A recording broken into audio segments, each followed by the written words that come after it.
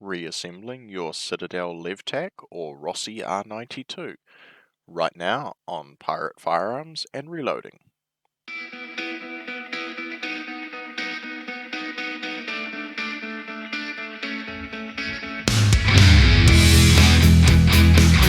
Hi everybody, so welcome back.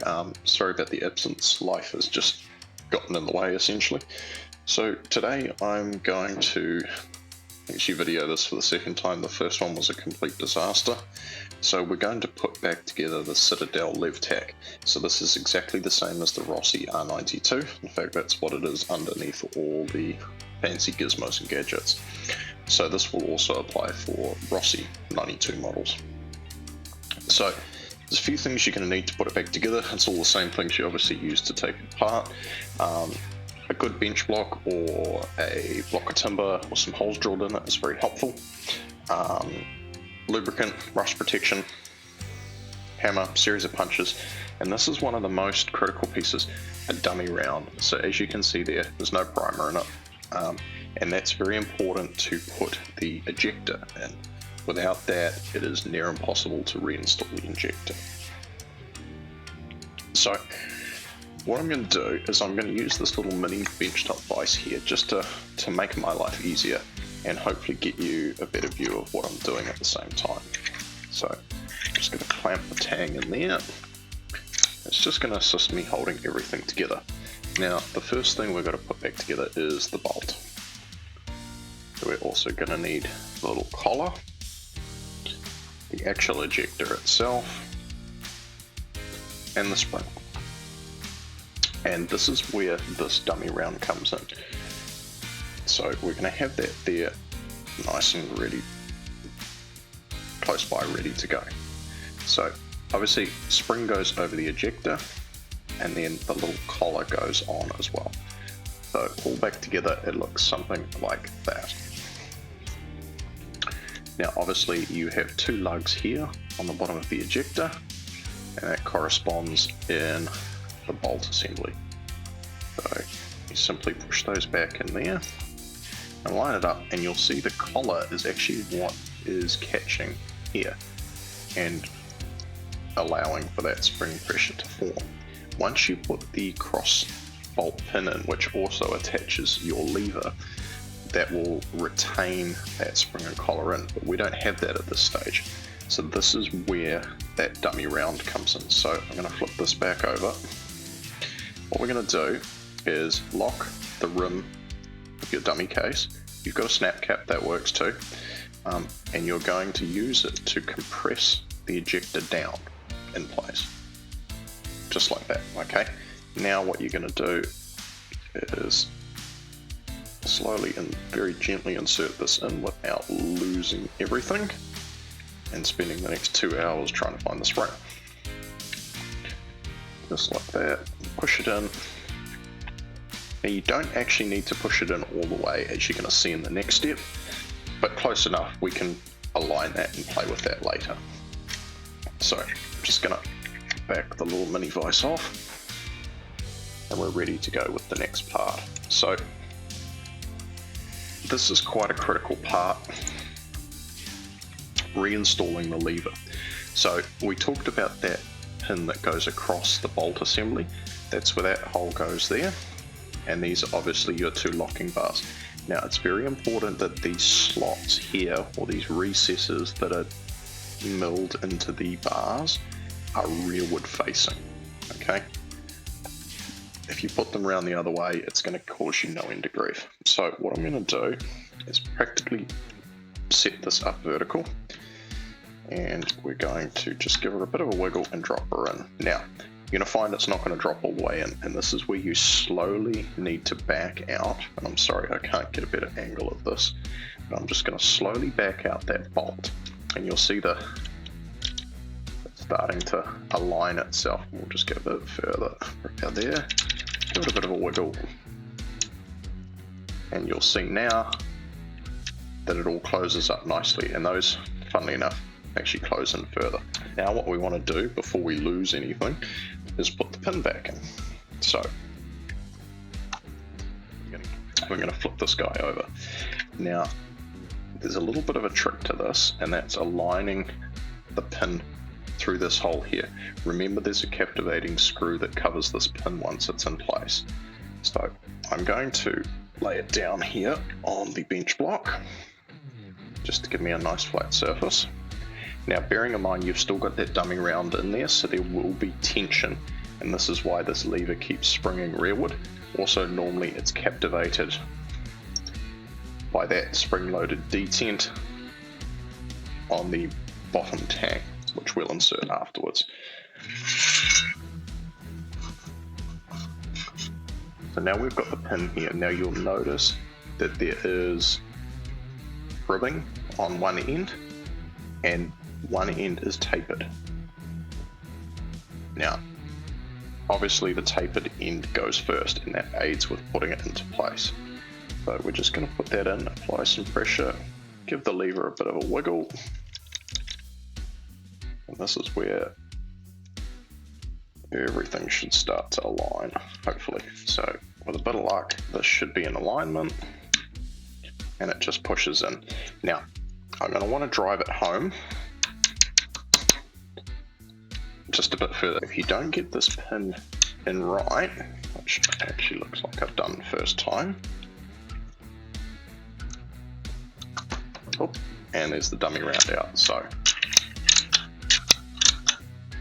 managed to get it right first time. Now I'm going to take my little, you can see it there, sorry about the black gloves. All these chemicals have destroyed my hands over the last couple of weeks. So I'm going to put this screw back in so that pin does not decide to back out on me.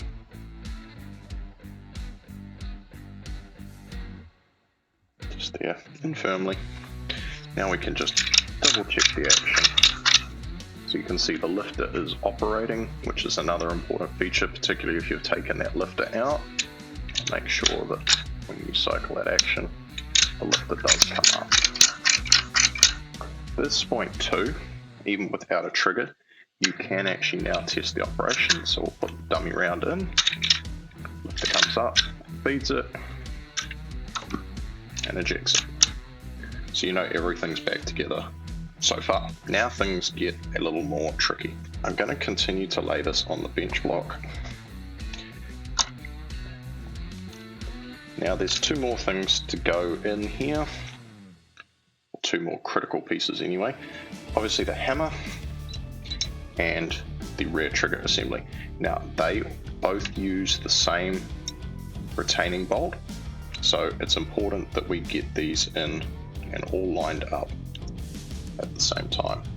So I'm going to run that till the bolt is all the way forward.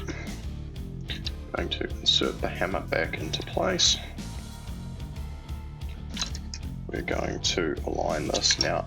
Because this rifle hasn't been apart too many times, it is still rather stiff. Now, the other thing that I've been caught out on several times is the trigger pivot pin. So when you're driving this back home, particularly because I have to use a hammer, that pin will tend to drop out and it'll come up to go into the receiver and jam on me. So let's see if I can get this in today without having that issue. So just using the nylon side of my little hammer, just going slowly back. Now the other thing you're going to have to do is make sure the mainspring and guide rod is coming down and starting to align.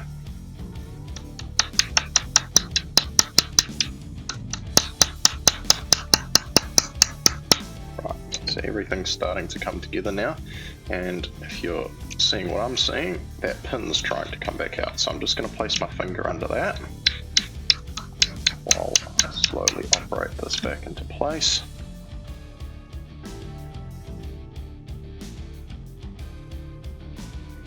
Right. So you also need to depress the trigger while you do this. So probably going to block half this shot, but depress the trigger. Make sure the hammer's in place, watch that pin, and make sure that the operation rod or guide rod for that spring stays in place. I'm just going to gently send everything home again.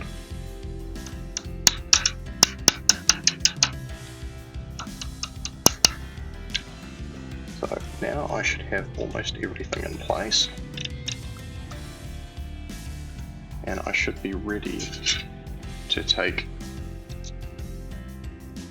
the hammer and lower tang screw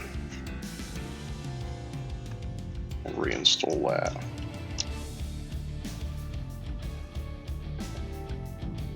So I'll put a slight bit of pressure on the trigger just to make sure everything aligns.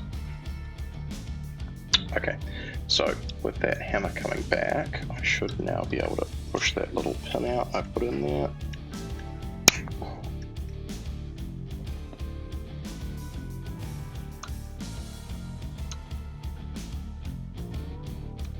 Just like that. So now, half cock, cannot operate the trigger, full cock, hammer falls.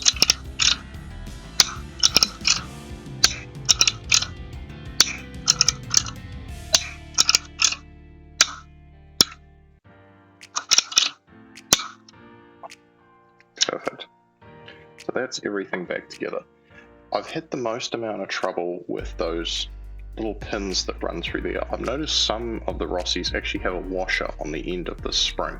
This particular model doesn't, which I think adds to my complication and is part of the reason the pin bends over. I found a tiny little picture frame nail has been the best thing so far. The spring on my particular model anyway seems to be too powerful to use the paperclip method. So now we've got that all back together. There's only one last piece to put back together, and that's the stock.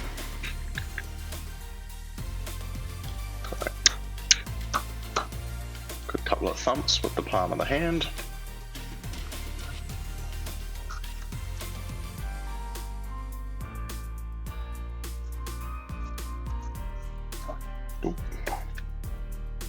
Gotta put it back in the vise.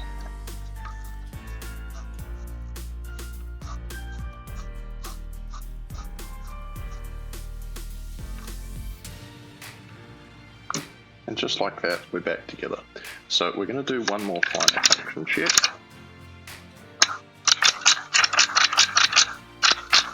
Looking good. And we're going to take our dummy round again.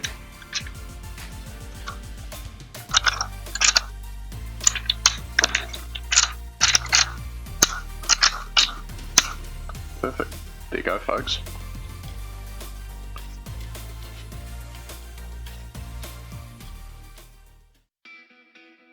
Thanks for watching. Don't forget to like this video and subscribe so you don't miss out on anything. And if you found this video helpful, please share it with your friends. If you have any questions, hit me up in the comments below. Catch you next time.